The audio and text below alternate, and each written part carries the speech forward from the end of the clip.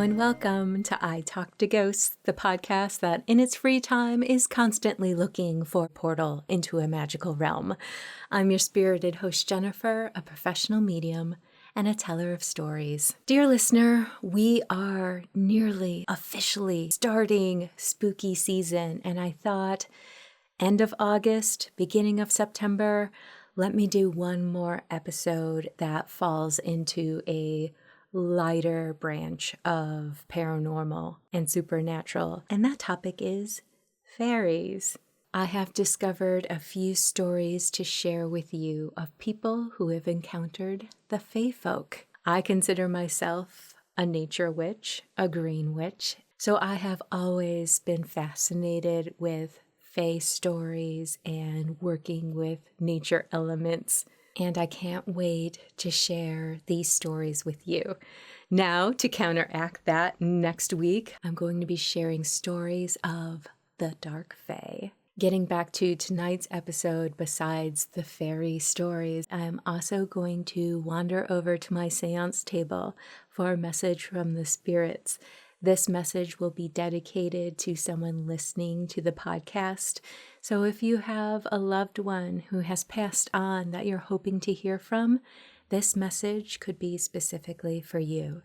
That's later on in the podcast.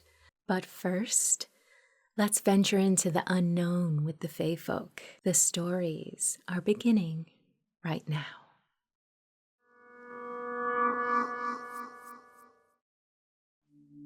I grew up in a bit of a chaotic childhood.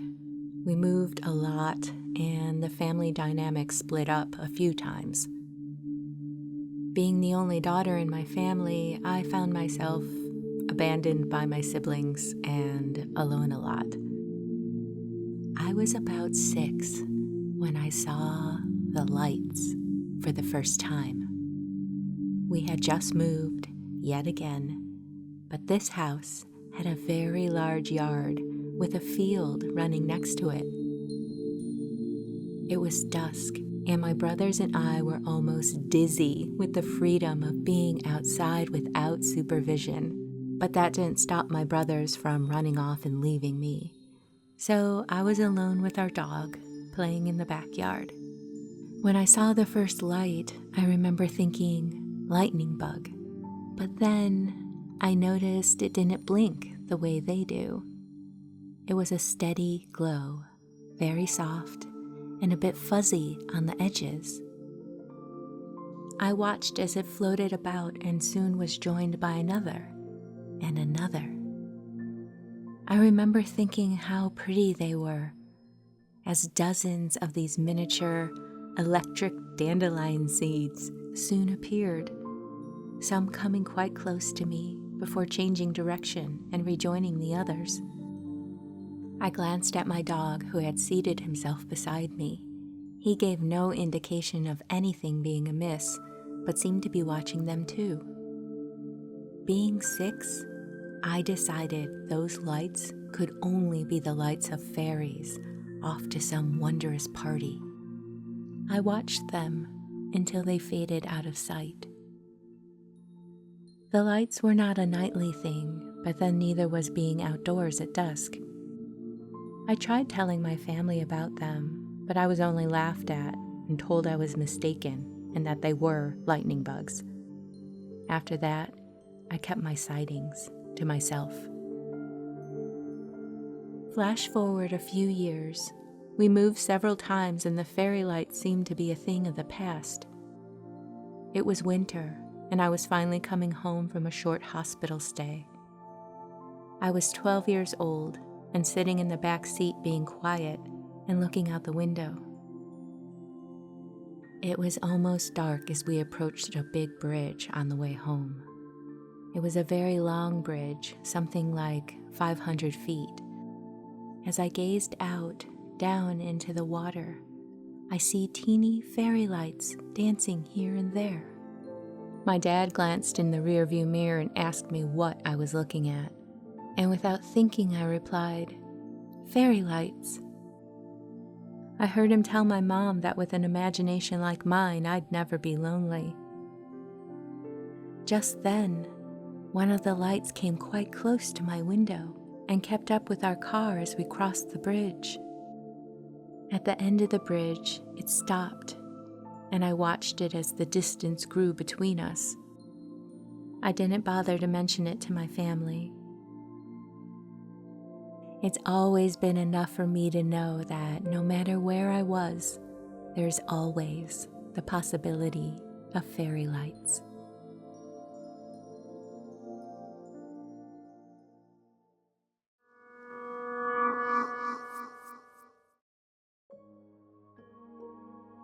My boyfriend and I were working for an environmental organization in Eugene, Oregon. One evening, we attended a work gathering in the woods outside the city. During the event, the owner of the woods took a liking to us and invited us to go on a short hike with him. He showed us numerous little cages set up around the walk and explained to us that the woods were infested with fairies and he was going to catch one. I remember catching my boyfriend's eye and smiling about that. My boyfriend and I stayed up all night. An hour before dawn found us still in the woods, sitting on a fallen tree, alone together. A teeny creature, about an inch or two long and a light color, flew up to our faces and hovered in front of my boyfriend's nose. It wasn't a bug, but it didn't look like Tinkerbell either. Then, a strange thing happened. It was like a love spell. We went into this state of sweet amour and came out of it about 10 minutes later, lying in the grass. We had never felt like that before. In fact, I had never felt like that before ever. So graceful and light and good. I can see why the owner of the woods wanted to catch one.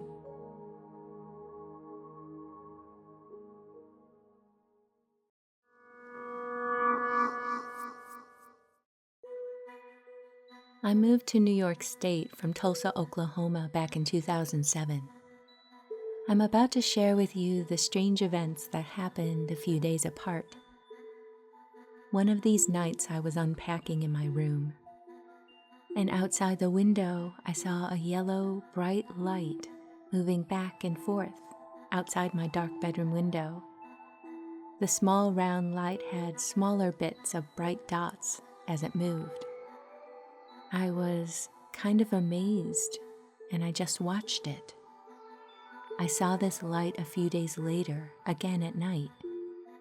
Since I didn't think I would see something like that again, I watched it until it flew off. Almost a week later, I was in my room reading when I noticed that same yellow light in the corner of my eye. I looked and, sure enough, there it was again. Only this time it wasn't alone. I caught a quick glance of a boy peeking into my bedroom window, but he quickly ducked away. I didn't get a good look at him. The only detail I have is that his hair was blondish looking and short. I want to point out that my window is too high for anyone to peek in unless you're standing on something. I never did see the small round ball of light again, or the child. I wonder if the small light was a fairy. I wonder if anyone else has had a similar experience. I no longer live in that house, and I've never seen either of them again.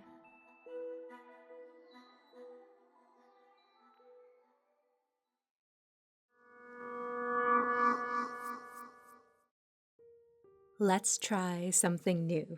You probably know my medium work by now, but did you know I also love to provide tarot readings as well?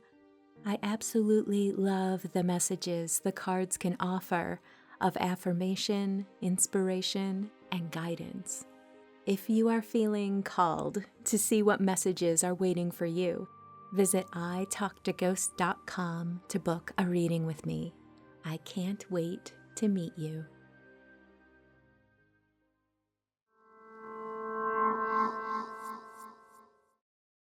Hello and welcome back to I Talk to Ghosts. I have a message from the spirits tonight for someone listening to the podcast. So thank you for joining me at my seance table. Tonight, as I work and call a spirit close, I have gathered with me a little bit of the herb thyme. Thyme is associated with the Fae, and since I'm covering that subject in tonight's episode, I thought it was appropriate. Thyme is also very much associated with psychic work and boosting your psychic abilities. So keep thyme close if you want to work with any nature element or want to boost any of your intuitive skills. So I'm going to ground and center. See who is with us tonight. There is a lovely woman joining me this evening.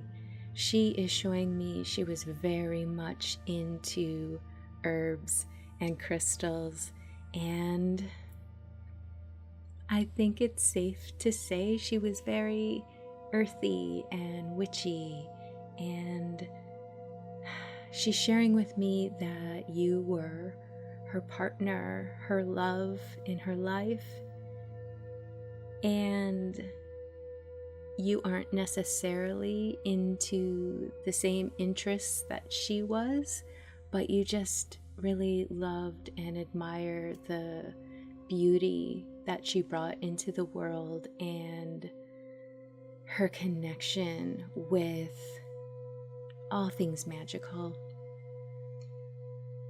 She's showing me her altar. She really loved amethyst and had a large piece of amethyst there among her candles. And she was always looking for signs from the universe, little missives and messages. And every time she felt she had a message from the universe, her eyes would light up and she would be so happy and glowing, and it always moved you so much that she shared this with you. Her message for you tonight is she really wants to encourage you to disconnect so that you can focus. She almost sees you isolating yourself so that you can finally really dedicate your time and passion and energy into some creative project that you have going on. It's something that you've kind of been building towards over the years, and maybe you just lack the confidence or the exact complete vision, but it feels like to her you're ready to start. So don't delay, don't put it off. Really carve out that time for yourself. Clear your schedule, turn off your phone, cancel plans, and really start creating. Take those first steps. Get that project off the ground, because it's going to be lovely and beautiful, and the world needs it. I think I'm going to conclude the message there. If this resonates for you, your partner, your love really values you as an artist, and she wants to encourage you so much to keep creating and to really dive into this larger vision. And I hope this message finds you well and offers the encouragement that I'm feeling. Thank you.